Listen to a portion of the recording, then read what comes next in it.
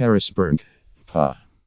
President Trump marked his 100th day in office on Saturday with a factory tour and a rally of the faithful in central Pennsylvania, returning to the populist and protectionist themes that fueled his improbable path to the White House. For Mr. Trump, the Saturday night rally in Harrisburg was a chance, after his turbulent debut in the White House, to bathe in the support of bedrock supporters and reaffirm his credentials as an insurgent bomb thrower determined to shake up what he has called the toxic, festering swamp of Washington. Mr. Trump scheduled the rally in lieu of attending the annual dinner of the White House Correspondents Association, which was to be held simultaneously in a hotel ballroom in Washington. The president's senior staff boycotted the dinner as a show of solidarity with their boss. Several of them flew with him to Harrisburg. Mr. Trump spent the first nearly 15 minutes of his speech in Harrisburg focused almost entirely on the news media. There is another big gathering taking place tonight in Washington, D.C. Did you hear about it, Mr. Trump asked the crowd. A large group of Hollywood actors and Washington media are consoling each other in a hotel ballroom in our nation's capital right now. I could not possibly be more thrilled to be more than 100 miles away from the Washington swamp, he added, calling the news media's coverage of him a disgrace. Mr. Trump called MSNBC and CNN fake news, cited low poll numbers for the news media, and criticized the decision by the New York Times Company to relocate from its former building off Times Square.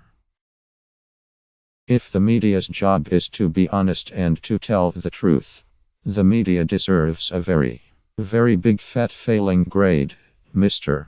Trump said to a roaring applause.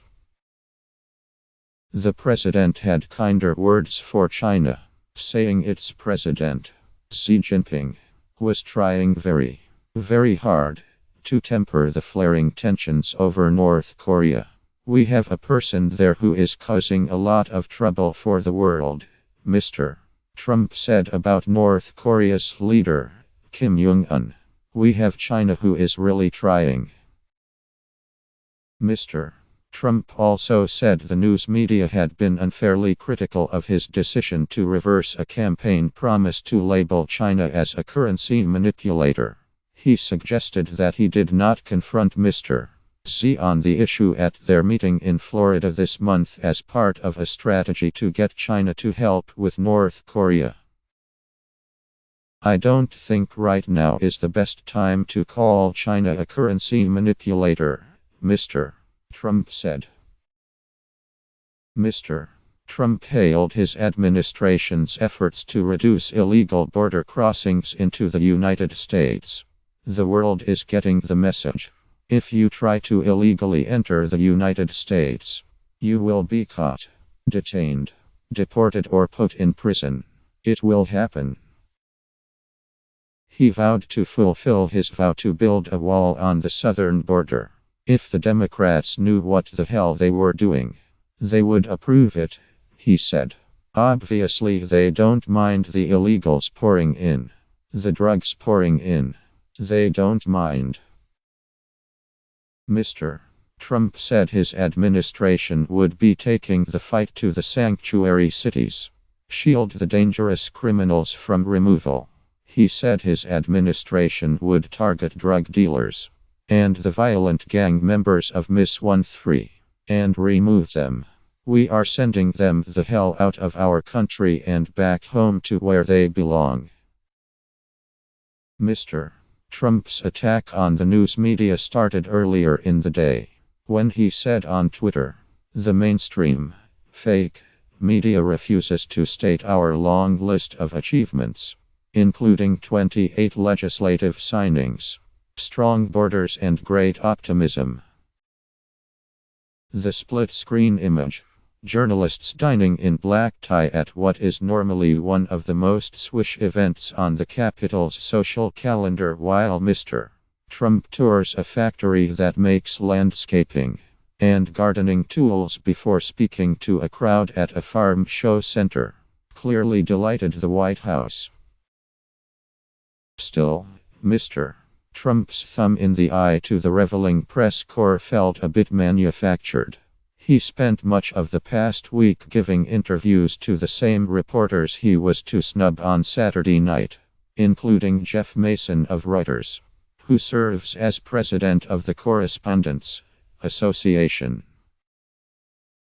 White House officials had hoped to further vex the journalists by having Mr. Trump announce news in Harrisburg, which would spoil their evening, forcing them to set down their forks and knives and go to work. But a plan for the president to announce in Harrisburg the United States was pulling out of the North American Free Trade Agreement fell through when Mr. Trump decided, after urgent phone calls on Wednesday from the leaders of Canada and Mexico, not to do it, at least for now. The White House then toyed with the idea of having Mr. Trump announce that he was ripping up the Korea Free Trade Agreement, but he stole his own thunder, telling the Washington Post on Thursday the United States might terminate the 5-year-old agreement. It's a horrible deal. It was a Hillary Clinton disaster. A deal that should've never been made, Mr. Trump said. In fact, President George W. Bush negotiated the agreement with South Korea in 2007, and President Barack Obama renegotiated it in 2010, which is effectively what Mr. Trump is now proposing to do. For Mr. Trump, the rally punctuated a week of frenetic, all-hands-on-deck self-promotion linked to the 100-day mark, a stock-taking milestone that he had earlier dismissed as artificial and a ridiculous standard. In addition to the president's multiple interviews, most of Mr. Trump's senior aides gave competing background briefings to reporters, in which they insisted that they were all part of a unified team under the president. Wilbur Ross, the courtly billionaire who serves as Commerce Secretary, appeared so often in the White House briefing room to announce new trade initiatives. By Friday afternoon, he introduced himself with the line "Me again," and lamented the shrunken turnout, suggesting that maybe he had worn out the press corps. Mr. Trump, however, did not flag in his superlative-laden claims. On Friday, he taped a weekly radio address in which he declared, with a rare caveat, "I truly believe the first 100 days of my administration has been just about the most successful in our country's history." He did not say which of his predecessors might have outdone him. The choice of Pennsylvania for the rally and factory tour was predictable, given the state's crucial role in propelling him past Mrs. Clinton in the Electoral College. It seemed calculated to produce a reliable crowd rather than, for example, helping the White House turn wavering Republican votes in its effort to repeal the Affordable Care Act.